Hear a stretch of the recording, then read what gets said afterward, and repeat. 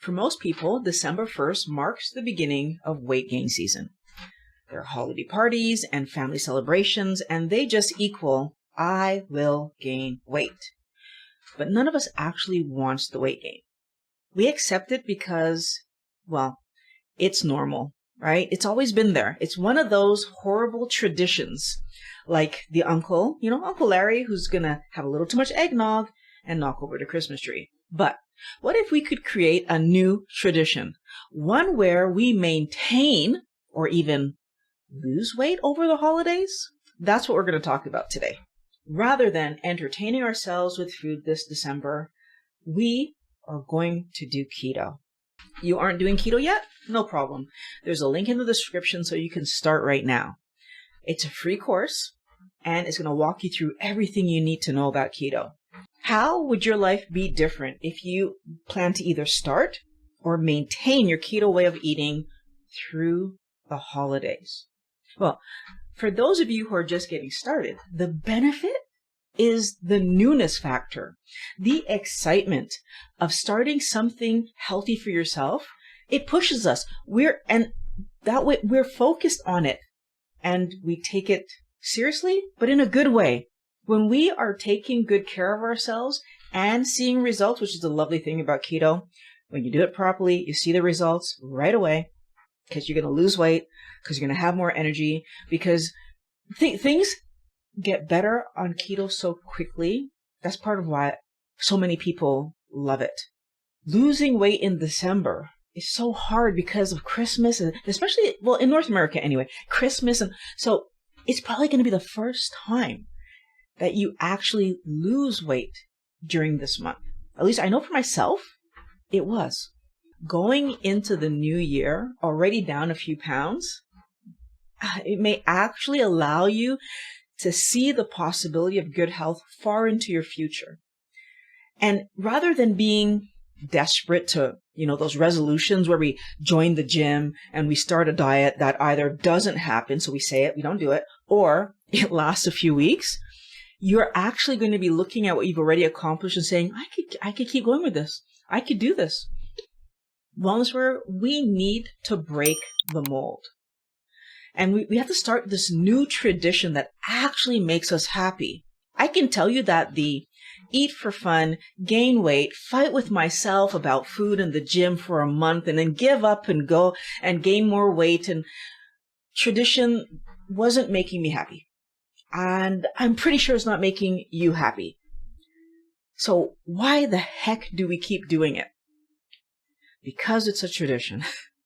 Everyone around us packs on the pounds from December to January, and then everyone around us fights their cravings from February to December, and then, oops, we start all over again.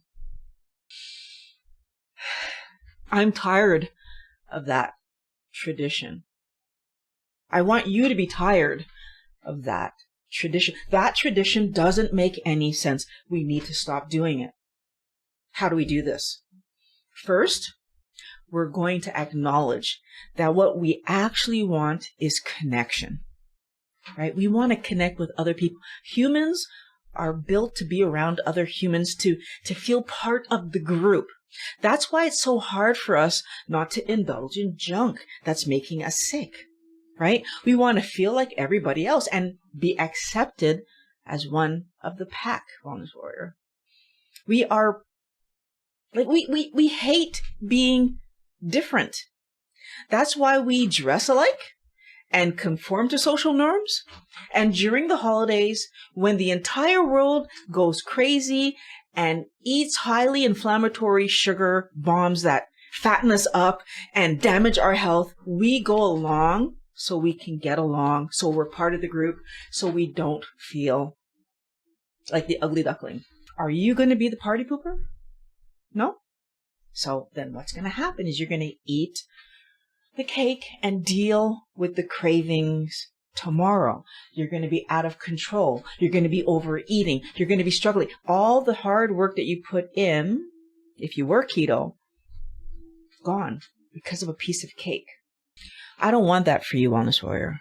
But I also don't want you to feel like an outsider during the holidays, because that sucks. What I want you to do is choose what you're going to connect around. We're all at these parties for a reason. Typically because we are family, or we work together, or we're doing some kind of activity, sport, or hobby together. And honestly, that's the solution. We are getting together because of our love of each other or the chosen pastime. And if you focus on that, well, you're going to have an amazing evening talking about why we're connected. And honestly, if it's a work function, well, you knew you weren't going to have a good time anyways, right? So we weren't expecting that to be fun. In a work scenario, you're going to get to know the people a little bit more personally. Maybe you find a new friend. In each of these situations, this is a chance for you to get to know people more deeply or just catch up on lost time. So at a sit-down meal, there's typically meat, veg, salad, some combination of these things. Here's my little 5 seconds on how to manage the food, because you don't need more than this.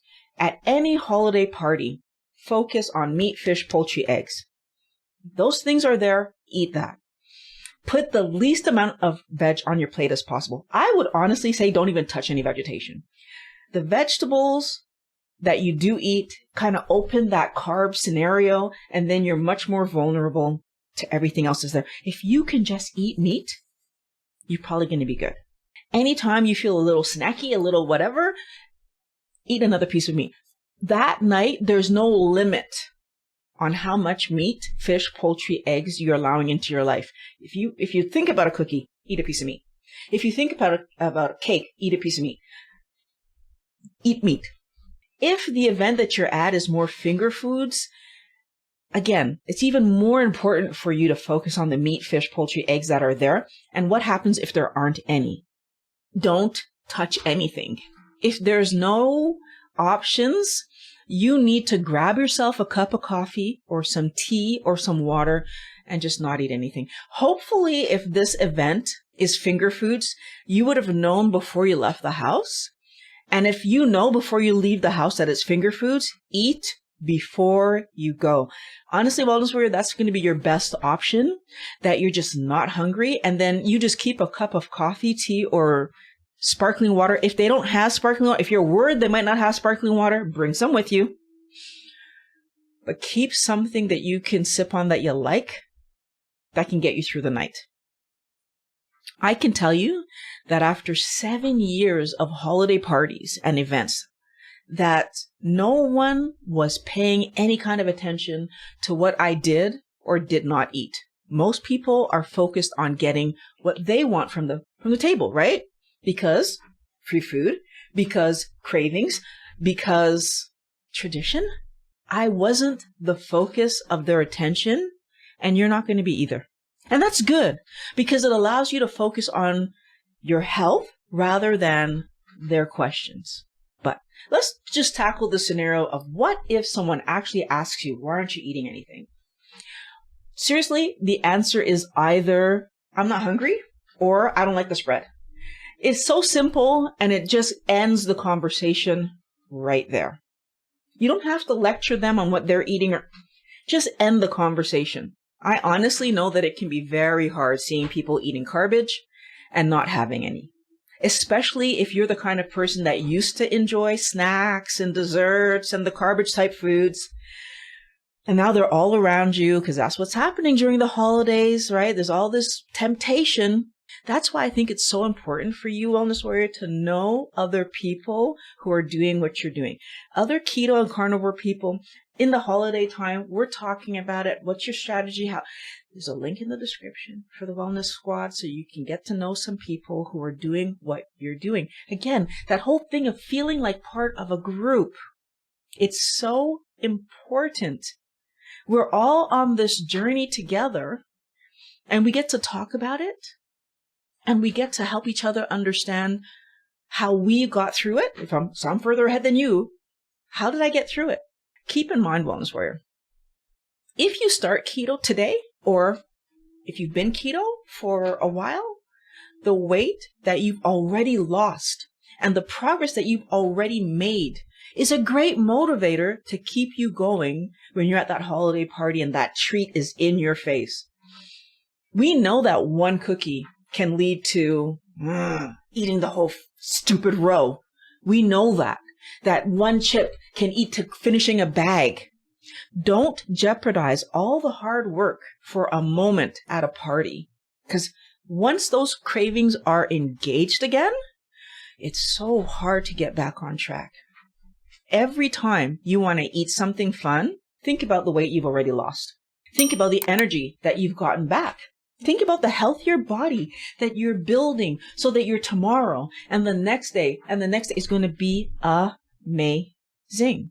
I know it's really hard to imagine not eating the garbage, but trust me, it's possible. If I did it, if I haven't had chocolate in if I did it, you can do it. Every wellness warrior that you will talk to will tell you how amazing it feels to get into the new year feeling healthy. We've all had those moments where we needed to focus on eating the meat and to focus on getting more social in, so we're in an event, be more social so that we could get through those cravings that we were having because the junk is all around us. At some point, we were all the beginner holding the coffee close to our heart, like save me, coffee, tea, water, whatever it is you're drinking, to help ourselves not to eat the garbage. And it's worth it, wellness warrior, because I'm no longer controlled by those cravings. And trust me, you'll be very proud of yourself when you realize that processed food has only one job. That job is to make us sick and fat. And there's no reason for us to eat it. And once that is in your head and you truly you'll be so proud of yourself. This is the beginning of our new holiday tradition. The tradition that allows us to maintain our good health, to maintain our weight, our body gets to heal, and we enter into the new year, probably for the first time ever, getting through a December and entering into the new year at a healthier point than when we started December. Possibly at a lighter weight than when we started December. Looking forward, excited to the new year, knowing that my health is going to be good. Now, obviously, we need to manage our cravings for this to work. I talk about cravings in this video, so click on the link. I'll meet you over there.